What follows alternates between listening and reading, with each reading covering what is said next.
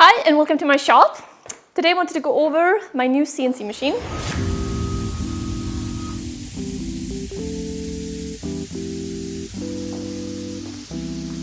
This is a 5x10 Avid Pro CNC machine that takes up about the space of a one-car garage.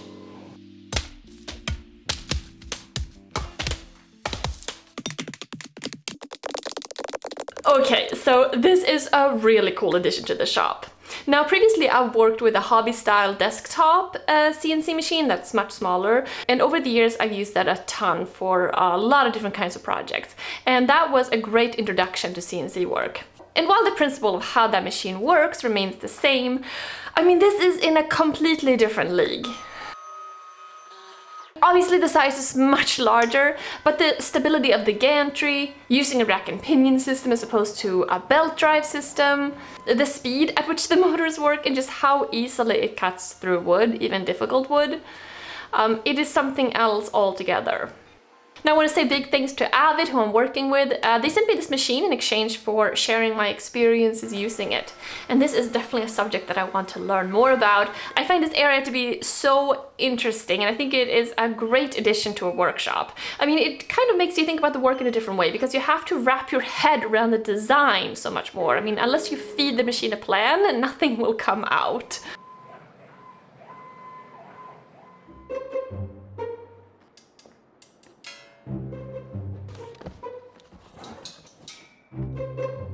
So a nice thing about the way this machine is delivered is that you don't have to deal with freight shipping. Everything comes packaged in relatively small boxes, so that is very convenient. I got a lot of stuff here right now. I am so looking forward to getting back into CNC work. This needs to be assembled and put together, and then we can get started on actually using it.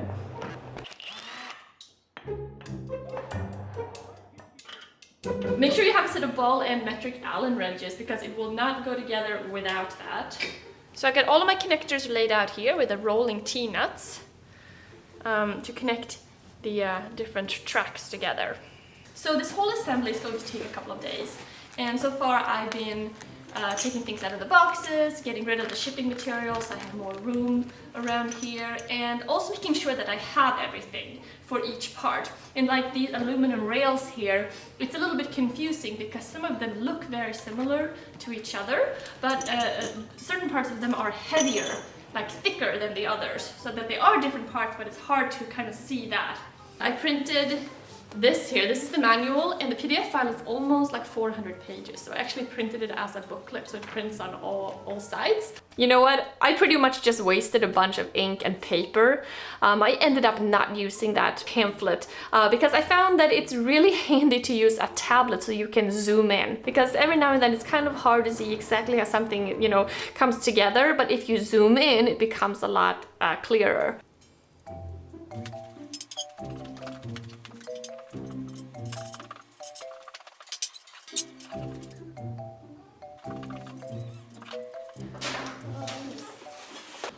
Feet 6 inches long, 5 feet 4 inches wide.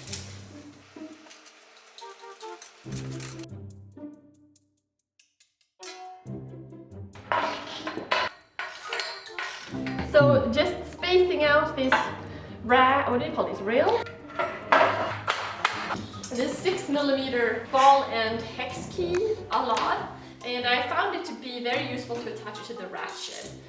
Because there are so many of these connections to do.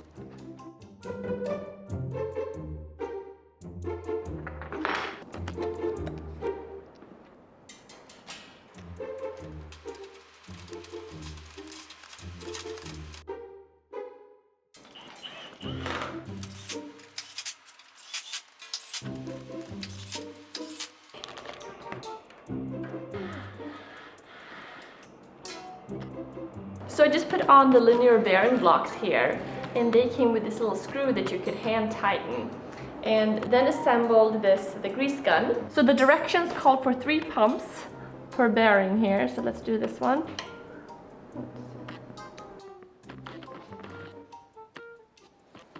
I have to say that the instructions that Avid provide are really good. I mean, straightforward, nothing is super finicky. They also offer a bunch of useful videos on their YouTube channel. Not to mention, if you need any help at all, you can just contact them. And I've heard this from a lot of different people who are using their machines, that they really take the time to help you if you need any help with the installation or setup of your machine, or just like CNC work in general if you have any questions.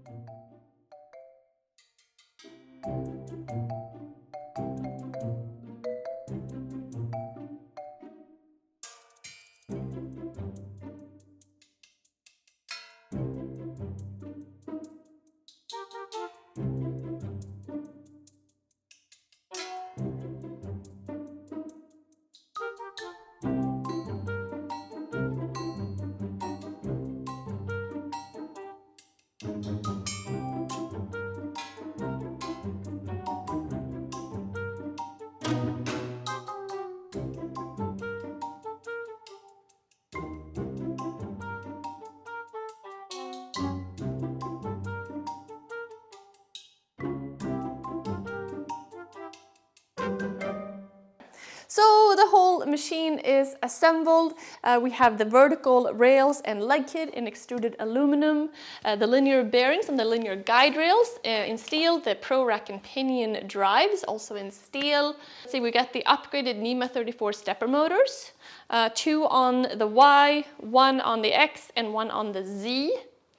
Here are the green electronic sensors. This is basically a safety precaution just to make sure that the machine stops as it comes into contact here and doesn't continue. There's 3 sensors on the Y, 1 on the X and 1 on the Z. Okay, so we have 2 boxes. This one right here. This is pretty much the brains of the operation. This is what takes the commands from the computer and controls the motors, where the gantry is going. This is 110 volt. And then we have this unit over here. This is 220 volt, and this one right here controls the spindle. So using 2 different kinds of software to operate this machine. First of all, you need to design your project, and for that I'm using Aspire by Vectric. This software enables you to design 2D and 3D projects, set toolpaths, machine parts on 2 sides if you want to. I mean, it has a lot of really cool features that I'm still learning. I haven't had the chance to completely dive into the software yet, but I'm looking forward to really learning it. It seems very intuitive up to this point.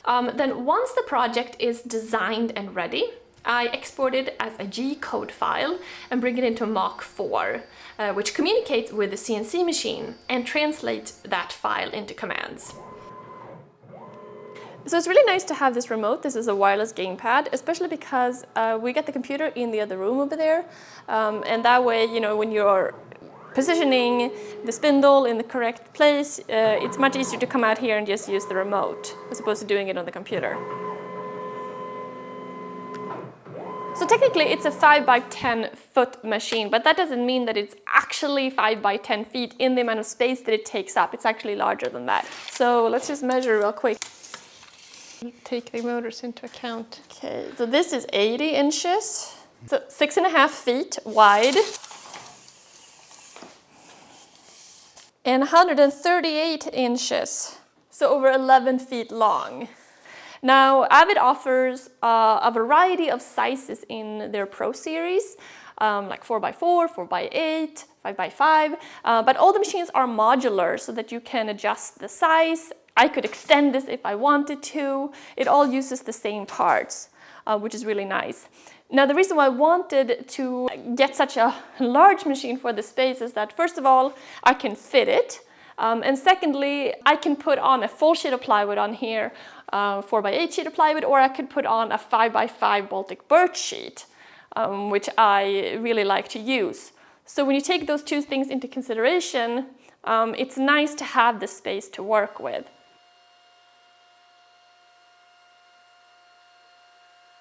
So this is the state of the machine right now. Lately I've been working on making some fine adjustments to make sure that the spindle is correctly positioned, because it was a little bit out of square, which affects the cut.